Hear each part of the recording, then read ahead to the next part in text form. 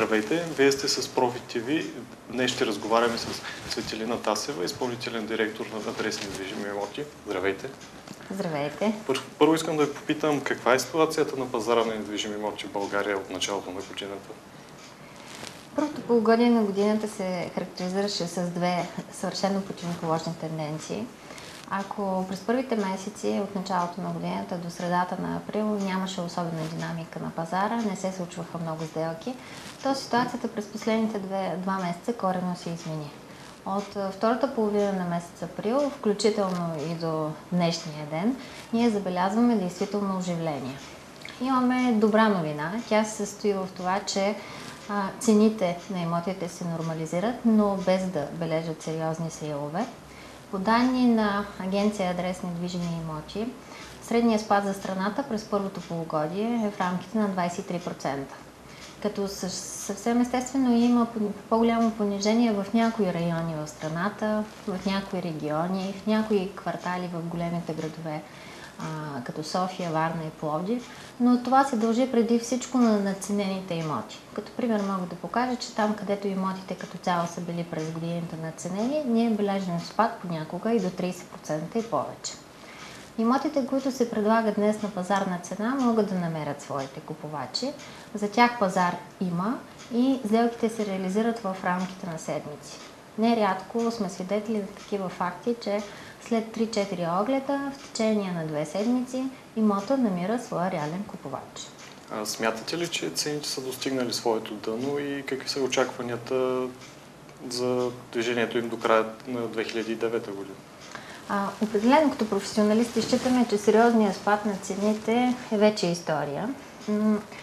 Ситуацията, на която бяхме свидетели в началото на годината, когато цареше море от предложения, когато имаше хаос по отношение на цените, както от гледна точка на продавачите, така от гледна точка на купувачите, то днес считаме, че определено цените, на които се осъществяват сделките, са в резултат на една пазарна ситуация. Какво означава това? В публичното пространство има около 115 000 оферти на имотите в жилища, които се предлагат. Съвсем естествено е, че при ограниченото финансиране и при финансово-икономическата ситуация в момента, не всички от тези имоти ще намерят през близките години своите купувачи. Това означава, че само тези продавачи, които действително са мотивирани, които биха желали възможно най-бързо да реализират своите имоти, ще се слушат в съвета на посредниците, в съветите на брокерите, които ще им дадат пълноценна информация за това на какви нива стават сделки на пазара. Освен това, правилно ще ги ориентират за това какви са атрактивните офертни цени, които се виждат в публичното пространство. Това по отношение на продавачите. По отношение на купувачите. Ясно е, че има купувачи, които разполагат с пари в брой. Те са готови с тях да финансират една покупка в момента, която обаче трябва да е оправдана. И от гледна точка на цена, и от гледна точка на качество. Днес, както никога досега, през последните десетилетия е много изгодно да се купи имот на добра цена, допълнен, с разположение в хубав квартал и с добро качество. Така че цените ще падат от тогава, до когато има продавачи, които желаят бързо да продават, и има купувачи, които не са готови да ги платят все още в този момент. В тази връзка, какви имоти се търсят най-много в момента и в какъв ценови диапазон? Най-търсеното жилище в момента, например в София, е двустайно жилище до 50 000 евро. Всички оферти на подобни атрактивни цени могат да намерят много бърза реализация и купувачи. Ние сме свидетели на факт, че много хора продават двустайни жилища в момента, за които има търсене, с цел да купят тристайни. Защо? Защото съвсем нормално е, че продавачите на тристайни апартаменти, които са замотивирани да осъществят бърза продажба, също оптимизират своите цени и днес съвсем символично финансиране може притежателите на двустайни да си купят тристайни жилища. Да, ясно. За хората, които изпитват затруднения при плащане на ипотечните си вноски, какво бихте ги посъветвали? Ето, гледам данните. Според наши проучвания за мотивите, само 32% от продавачите, от мотивираните продавачи имат финансови затруднения в момента.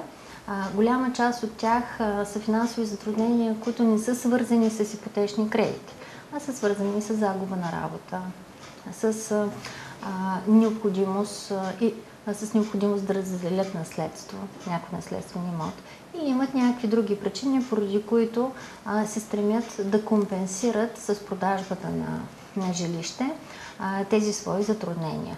По наши данни само 17% от продавачите са тези, които изпитват затруднения с ипотечни кредити. Но разбира се, това е моментната ситуация. Като се има предвид масовото получаване на кредити през 2006, през 2007 и 2008 година от българите, съвсем очаквано е в бъдеще време, в близките месеци и година, да се появят множество продавачи, които биха изпитали затруднения и с ипотечните си кредити. Поради тази причина, ние съвсем наскоро в нашата агенция създадохме самостоятелно звено, което се занимава с работа с продавачи, които имат затруднения с изплащане на ипотечните си кредити. Всички, които биха пожелали да получат консултация от компетентен брокер, специалист, който разполага с повишена финансова и юридическа грамотност по отношение на реализация на подобни жилища, могат да се обадят на нашия безплатен зелен телефон 0800 1 55 33 и да бъдат насочени към специалист, който ще ги проконсултира. Ясно. Един различен от горните въпроси. Има ли вече фалити на имотни агенции в резултат на кризата и ще станем ли свидетели на консолидация в сектора? Имотните агенции като цяло са доста гъвкави спрямо търсенето и предлагането. Още в края на миналата година забелязахме първите признаци на оптимизация на служители, на разходи във всяко едно отношение, в това число и за офиси, и за реклама. В този смисъл смятам, че на пазара ще останат утвърдените професионалисти с опит в бранша, които са избрали тази професия за дълги години напред и биха желали да бъдат близко до своите клиенти. В този смисъл смятам, че ние ще бъдем свидетели през следващите месеци и години на много по-успешна съвместна работа между различните агенции. Ето, например, в последните месеци Адрес недвижими имоти прави неограничено количество сделки с колеги от други агенции за недвижими имоти. Защо? Защото в случай, когато ние разполагаме с купувач, който търси изгодни оферти, ние ги търсим по целия пазар. В случай, в който ние имаме атрактивна оферта на продавач, колегите от другите агенции се обръщат към нас. В това отношение на нас ни помогна и възприетата от нас преди няколко месеца политика, че когато някой от нашите колеги ни предостави купувач, то ние сме готови да разделим комисионната си с него на принципа 50 на 50. Ясно. Какви промени очаквате да настъпят на имотния пазар следствие на икономическата и финансова криза? Определено смятам, че ще има огромна конкуренция между продавачите. Ще успеят да предложат имотите си тези, които дават атрактивни цени, които са готови да бъдат гъвкави, да се ориентират съобразно цените на пазара, светите на брокерите и наличието на конкретни купувачи, които изпитват желание да закупят техния имот. Освен това, считам, че на пазара ще просъществуват дълго и ще станат още по-стабилни тези агенции, които са гъвкави, които се обръщат към клиента, към детайлите, готови са да развиват определени допълнителни услуги и да бъдат в помощ на клиентите в един такъв период на нужда. Освен това, смятам, че професионалното обслужване и отношението към клиента с оглед на ползата за него ще бъде издигнато в култ от нашите колеги от бранша на недвижимите имоти. Благодаря ви.